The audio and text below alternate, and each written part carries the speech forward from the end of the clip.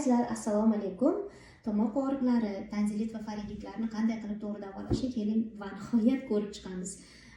Beradigan ma'lumotlarim asosan Britaniya davolash protokollariga asoslangan va faktlar bilan beriladi.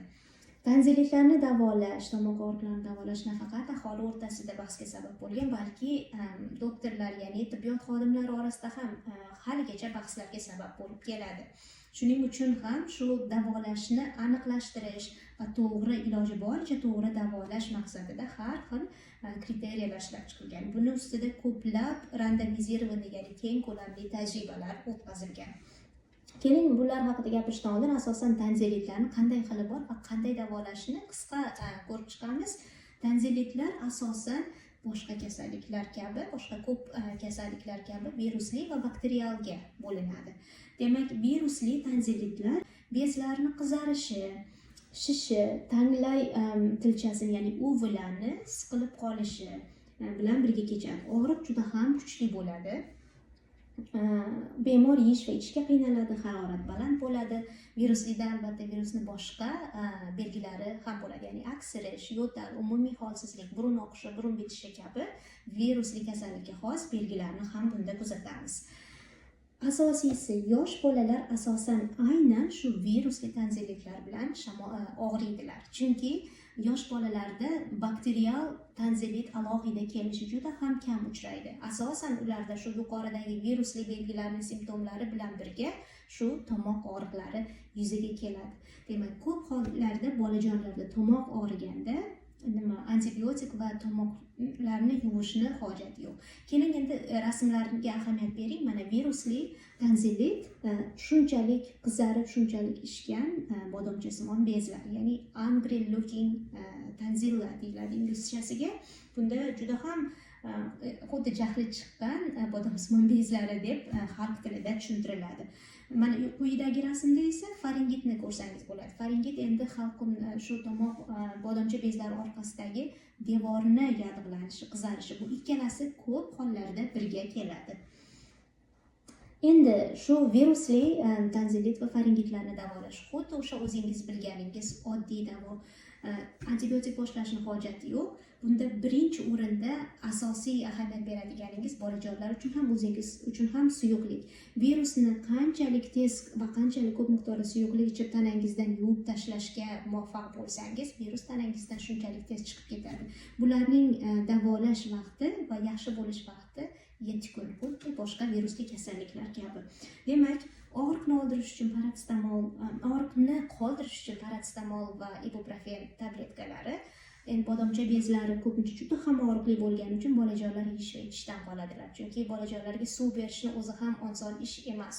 Shunday paytlarda diflam yoki benzodiazepin og'riqsizlantiruvchi spreylarini bodomchasimon bezga sepib og'riqni qoldirsa bo'ladi va bolajonga o'sha suv va ovqatini taklif qilsangiz bo'ladi. Ko'pchilik ota-onalar haroratni tushira olmadim deb xavotirlanadilar. Bundan xavotirlanishni hojati yo'q. Agar paratsitamol yoki kalpol yoki panadol kabi dorilar tushirmasa, ibuklin yoki ibuprofen berishingiz mumkin. Agar shunda ham tushmasa, temperatura 39 da statik bo'lib qotib qolsa, unda demak shifokorning ko'rigi muhim.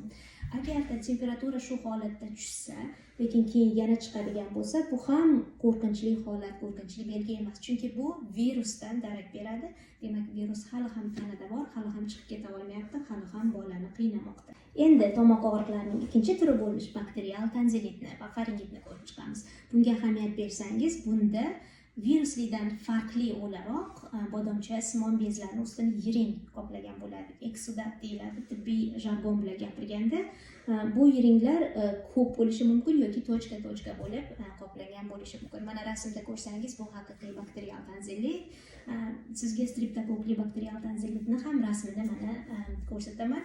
Qarab chiqing. Streptokokli bakterial tanzilitda asosan nuqta simon ko'pincha yiringlar paydo bo'ladi va katta odam yoki bolaning tilini ko'rsangiz karash qoplab, xuddi oq sifat qulupnaysimon ko'rinishga kiradi.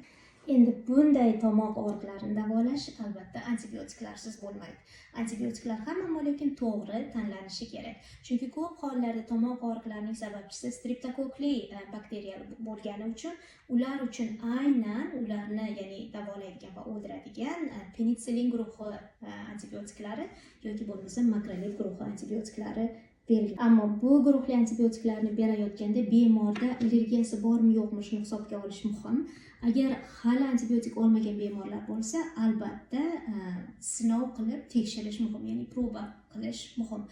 Agarda penitsillinga allergiyasi bo'lgan bemorlarda 3-guruh antibiotiklar, ya'ni kefalosporin guruhi antibiotiklariga ham albatta allergiya kuzatiladi. O'shaning uchun doimo cefapem yoki cefalosporin, ceftriakson kabi dorilarni penitsillinga allergiyasi bo'lgan bemorlarga berishda juda ham ehtiyot bo'lish lozim. Avvalgi videomda gapirganimdek, stafilokokli tomoq og'riqlari tanzilitlarni davolash nisbatan qiyinroq. Buning uchun tomoqdan surtma olib, stafilokok ekanligini tasdiqlab, so'ngra antibiotikni unga qarab tanlagan ma'qul. Bakterial tanzilitlarni antibiotiksiz davolay bo'ladimi? Ha, bo'lar ekan. Hozirda keng ko'lamli randomizirованный tajribalar shuni ko'rsatdiki, agar streptokok 40% gacha faqat zararlagan bo'lsa tomoq bodomcha bezlarini, demak siz antibiotiksiz ham bu tomoq og'riqlarini davolasangiz bo'ladi. Bunday holatda ham tomoq og'riqlari 7 kunda o'zidan o'zi o'tib ketadi, hech qanday antibiotik ishtirokisiz. AQSh va Yevropa mamlakatlarida, shu jumladan Buyuk Britaniyada ham shifokorlar uchun bunday qarorlariga yordam berish uchun yordamchi kriteriyalar ishlab chiqarilgan. AQShda bu Centaur kriteriyasi bo'lsa, Buyuk Britaniyada bu Fee va Pain kriteriyasi hisoblanadi. Demak, Fee va Painni keling ko'rib chiqamiz, ya'ni Buyuk Britaniya kriteriyasini. Agar ahamiyat bersangiz, mana jadval. Bu jadvalda 0 dan 1 gacha bo'lgan point yig'adigan o'sha tomoq og'riqlari simptomlari berilgan. Maksimum 5 ta point bo'lib, agar qanchalik o'sha maksimumga yaqin bo'ladigan bo'lsa, demak streptokokli bakterial tanzilitni ehtimoli shuncha baland bo'ladi degani. Bu yerda qarang, agar 0,1 point bo'lsa, bu yerda antibiotikning hojati yo'q, chunki streptokok 13-18% ginani tashkil qiladi. O'rtadagi point esa, ya'ni 2-3 bo'ladigan bo'lsa, eng qizig'i biz bemorlarimizga qanday maslahat beramiz? Mana sizga antibiotik, buni olsangiz bo'ladi, ammo lekin 3 kungacha boshlamang. Chunki simptomlaringiz bu antibiotiksiz ham yaxshi bo'lib ketishi mumkin. Chunki atigi 40% gina, maksimum 40% gina streptokok tomog'ingizda bor. Uni suvni o'zi bilan boshqa oddiy usullar bilan ham yuvib tashlab davolansangiz bo'ladi. Ahvolingiz 7 kunda yaxshi bo'lib ketadi. Lekin 3 kun ichida ahvolingizda og'irlanish kuzatilsa, og'riq kuchaysa, temperatura tushmasa, unda antibiotikni boshlang. Yoki agar 3 kundan keyin ham ahvolingiz umuman o'zgarmasa, balki yomonlashishga ketsa, unda ham antibiotikni boshlasangiz bo'ladi.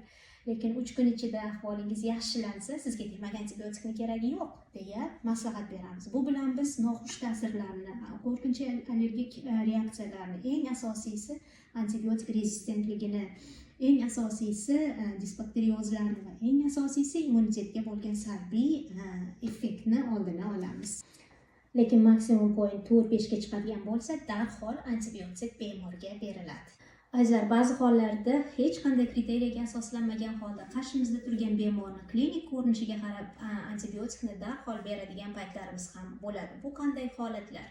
Bunda bemorning immun tizimi sust bo'lsa, ya'ni kimyoterapiyada bo'ladigan bemorlar, immunosupressant dorilarida bo'ladigan bemorlar va yondosh o'pka kasalliklari, og'ir o'pka kasalliklari, o'pka saratonlari bo'lgan bemorlarga albatta antibiotik hech qanday hesitation, ya'ni ikkilanishsiz beriladi.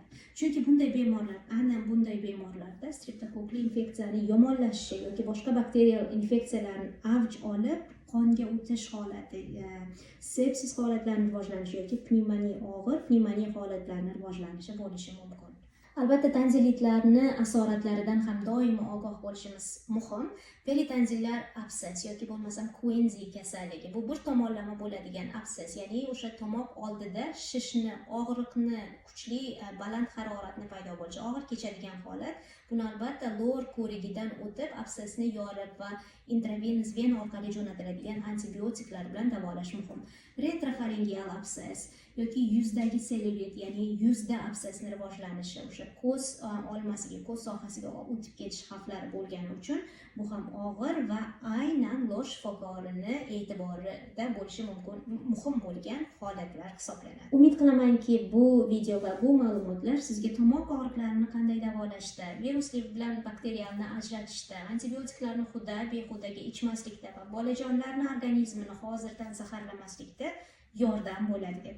Savolingiz bo'lsa albatta qoldiring. Har doimgidek jonim bilan javob beraman. Sog' bo'ling.